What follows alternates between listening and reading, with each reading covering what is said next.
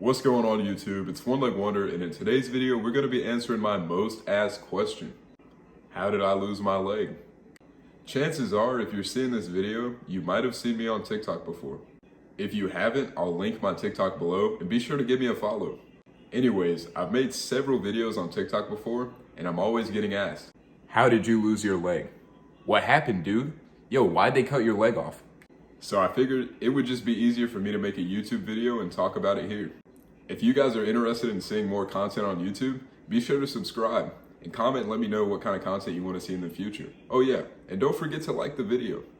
Anyways, let's get into the story. So about 5 years ago on Halloween, I woke up and just like every year, I was beyond excited to go trick-or-treating. Cause you know, I love me some candy. And about halfway through the day, I got a text from my neighbor. He said, hey man, you wanna go trick-or-treating with me and my family? I had only been in the neighborhood for about 6 months at this point, so it was my first Halloween in the area. So I text him back and I'm like, heck yeah, man. So at about 6 o'clock or so, I headed down to his house in my red M&M costume, and I was beyond excited.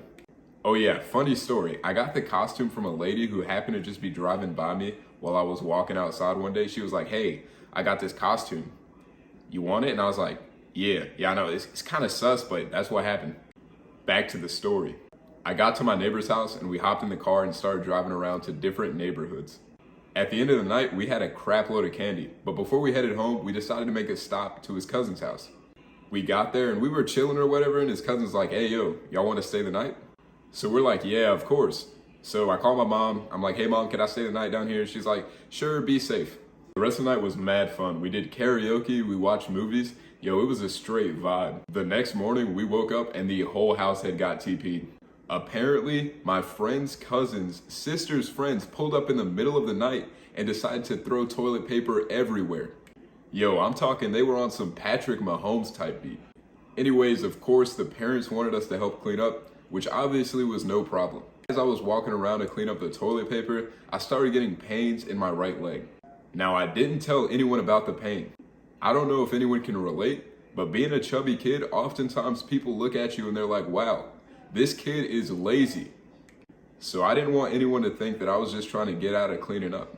The pain was kind of on and off. It would hurt really bad and then it would stop for a bit. I fought through the pain, and when I went home later that day, I told my mom that my leg had been bothering me. She instantly called my doctor and got an appointment scheduled for a few days later. When I was finally able to get to the doctor, they ran some tests and found out that I had blood clots. They ended up putting me on blood thinners, and I was taking 2 shots a day for several months. And dear God, those were painful. A few months after they diagnosed me with blood clots, I started noticing a swelling behind my right knee, so I went in to see what was going on. They did an ultrasound and they found a mass, otherwise known as a tumor. They ended up sending me to a different hospital so I can go get a biopsy done.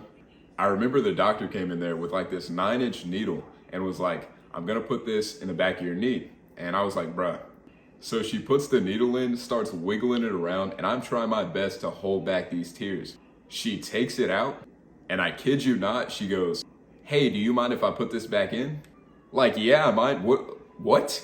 So she puts it back in and does the same thing. It hurts. You know, I'm still trying not to cry, but it is what it is. Not too long after that, I went back to the hospital to get my results. Me and my mom were sitting in the office waiting, and she came in and was like, you know, I'm sorry, I have bad news. The tumor was cancerous, and so they diagnosed me with an osteosarcoma. Now, you're probably thinking that I like cried or that I was extremely upset about this, but in all reality, I was fine. But my mom, on the other hand, bursted out into tears, and I had to kind of comfort her and let her know that everything was going to be all right. My surgeon told me that she wanted to remove the tumor as soon as possible, so she scheduled a surgery for a few weeks later. She made sure to let me know that there was a chance the tumor could come back. But I wasn't really worried about it. I was kind of like, yeah, it could come back, but it won't because I'm just a different breed. So anyways, I end up having the surgery and it did not go as planned.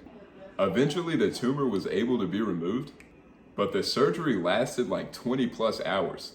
Basically what happened was my nerves and arteries wrapped around the tumor and my surgeon was completely unprepared for this. So she had to call a completely different surgeon in to help assist with the surgery. So apparently during this time, my mom was absolutely freaking out, but I mean, can you blame her? 20 plus hours of surgery, gotta be kind of scary for a mother. Anyways, I end up waking up, and this was probably one of the scariest experiences of my life. I woke up and I had a breathing tube in. For anybody that doesn't know what a breathing tube is, basically it's a long tube that goes down your throat into your lung to help you breathe whenever you're having a surgery. Every surgery I had had previous to this, they had taken it out before I woke up. So I woke up and not only did I have this machine trying to breathe for me, but I also had a lot of stuff taped to my face, and I'm kind of claustrophobic, so I was freaking out. The breathing tube was in for so long that it ended up scarring the very tip of my tongue, so now I don't have taste buds there. After the surgery, I ended up being in the hospital for maybe like 5 days or so. But when I got home and I started to recover, I realized that from my knee down, I had like a very numb sensation. I could still feel my leg, but it just didn't feel the same. This was just simply due to the fact that they had to mess around with my nerves since they were wrapped around the tumor. So along with that, my right foot also would not flatten. So I ended up having to walk in like a kind of weird way. It was like a constant limp. A few months after I recovered, I noticed that the swelling had started to come back. So I instantly went to the hospital to get it checked out. They found that the tumor had indeed grew back. At this point, my surgeon didn't want to complete another surgery because she felt like it was too soon and she didn't want to go over scarred tissue. She said the best thing for me to do would be to complete chemotherapy. Hearing that I was going to have to do chemotherapy was something that really got to me. I thought I was going to lose my hair, and I knew that if I lost my hair, people would know that I had cancer, and I didn't want people to feel bad for me. Like, sure, people knew something was wrong with me. Some people knew I had cancer, but I just didn't want everyone to know. So I started chemotherapy treatments, and I had chemotherapy every Monday for 8 months. The first week of chemotherapy was easily the worst week of my entire life. I was in so much pain, easily the worst pain I've ever been in. I wasn't able to eat for like 4 days, and I was just absolutely miserable. However, fortunately enough, I never lost my hair.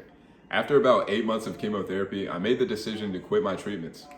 Chemotherapy kept my tumor from growing, but it didn't shrink it at all. I felt like the best option was to have another surgery, and so I did. Sadly, the surgery was completely unsuccessful and my surgeon was unable to remove the tumor. At this point, she gave me 2 options, radiation or amputation. I chose radiation because I wanted to give my leg one last shot. I ended up doing radiation for 7 weeks. It wasn't that bad compared to chemotherapy, but it wasn't the best. And unfortunately enough, radiation was also unsuccessful.